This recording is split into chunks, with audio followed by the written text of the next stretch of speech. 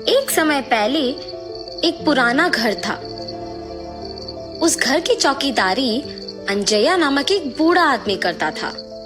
अंजया अपने पोती शिरीषा के साथ रहता था।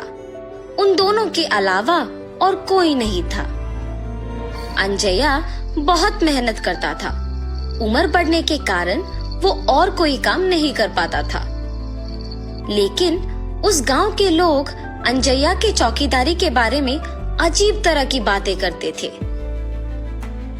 अरे अंजया, घर पे बैठो ना, कम से कम 4 लोगों के बीच में तो रहोगे।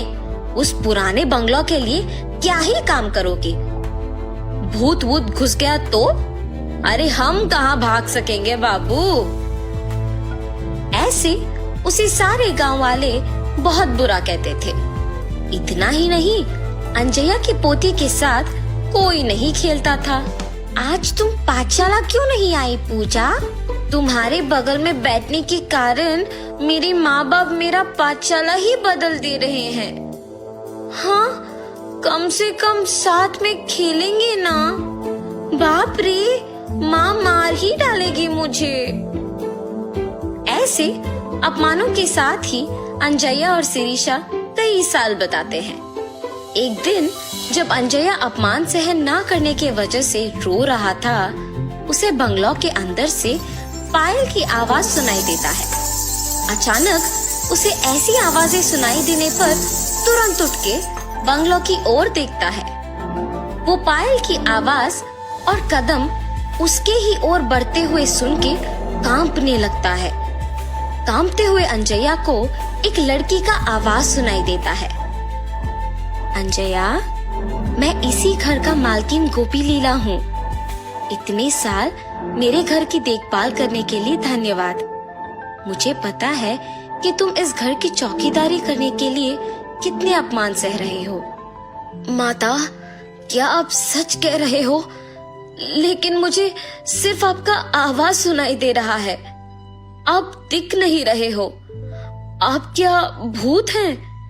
क्या आप मुझे मार देंगे? अंजया, नीचे तो देखो। ऐसे उस आत्मा के कहने पर जब वो नीचे देखता है तो सिर्फ उनके पैर दिखते हैं। वो पैर दिखने में बहुत ही सुंदर थे और पायल से सजे हुए थे, मगर सिर्फ उनके पैर दिखने के कारण अंजया दंग रह जाता है। डरो मत, मैं तुम्हें कुछ नहीं करूंगी। अच्छे लोगों को अच्छा करूंगी और बुरे वालों को सबक सिखाऊंगी। तुम दुखी हो, इसीलिए तुम्हारी मदद करने आई हूँ। उसकी बातें सुनकर डर के मारे अंजया कहता है, माता, पहले से ही गांव में सारे लोग यही सोच रहे हैं कि हम में भूत घुसा है। लगता है कि आप वो बात सच करने वाली है। हमें आपकी सहायता की कोई जरूरत नहीं है। कृपया मुझे छोड़ दीजिए। ये कह के रोता है। जब वो आत्मा कहती है, ठीक है, मैं अपने पायल यहीं पे छोड़ रही हूँ। ये अपने पोती को बांधो, सब अच्छा ही होगा। मेरे घर के लिए तुमने आज तक इतना काम किया है, उसके लिए बस ये छोटा सा तोहफा समझो। ये पायल बांध के जो भी मांगोगे वो पूरा हो जाएगा। भूलना मत। अपने पोती के साथ अब से खुश रहोगे। अब से यहाँ आके काम करने की जरूरत नहीं पड़ेगी तुम्हें। ऐसे उन पायल को वहाँ छोड़ के गायब हो जाती है।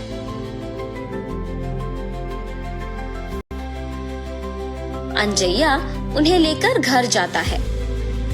घर पहुँच के अंजया सोच में पड़ जाता है कि पोती को कैसे समझाएगा ये बात। उतने में पोती घर पहुँचती है। दादाजी, क्या हुआ? आप दुखी क्यों दिख रहे हो? शिरीषा, मैं तुम्हें एक बात बताऊंगा, मगर तुम्हें डरना नहीं है, ठीक है? ऐसे शिरीषा को सब कुछ बताते हैं।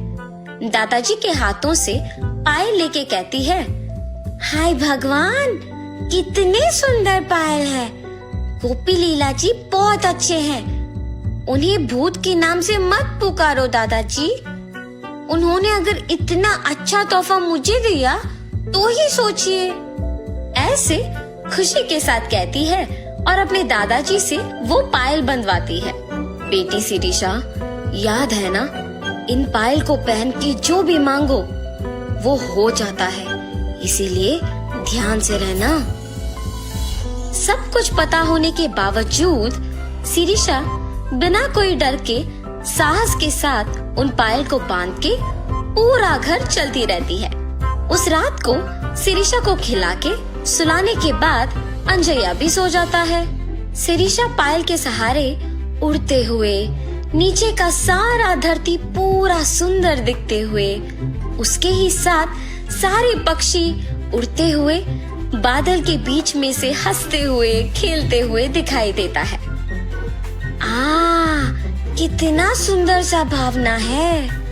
ऐसे सोचती ही है कि उतने में उसे गोपी लीला उसके ही जैसे पायल बांध के घर में दौड़ना दिख जाता है। गोपी लीला अपने पायल को छू के कुछ सोचती है और आंख खोलते ही उसके सामने एक बड़ा सा हाथी होता है। उस पे बैठ के उसके साथ कुछ बच्चों को भी बिठा के सैर करती है। शिरीषा इस सब का यकीन नहीं कर पाती है। अचानक जाग उठती है। ये सब मेरा सपना था। हाँ माँ, सच मान के डर गई। शिरीषा की बातें सुन के अंजया भी उठता है और तब जान पाता है कि क्या हुआ। ये सच है बेटी, वो पायल वाकई ही शक्तिशाली है। हमारे जीवन को बदलने के लिए, इतने साल के हमारे काम के लिए कृतज्ञ होके गोपी लीला जी ने इसे तोहफा के रूप में हमें दिया। अब ये तुम्हारे हाथों में है। तुम्हें जो मांगना है मांगो, लेकिन बुरा नाम मत लाना बस। अब सो जाओ बेटी, बहुत देर हो रहा है। अपने दादू के बताए बातों को ध्यान में रख के सो जाती है। अगले दिन पूरा गांव अकेले घूम के घर आती है। दादाजी, मेरा एक विचार है, क्यों ना हम इन पायल का उपयोग करके गांव के सारे मुश्किलों को दूर करें।